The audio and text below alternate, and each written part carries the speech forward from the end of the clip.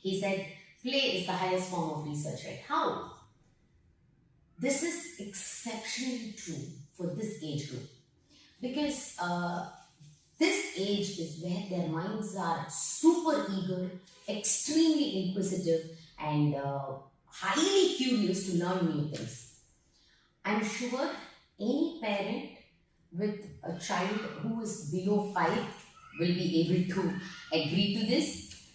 The number of questions my child is asking, yes, that's because of this. They are highly absorbent at this age, where every information, every question they ask is basically their thirst for knowledge, their thirst for information.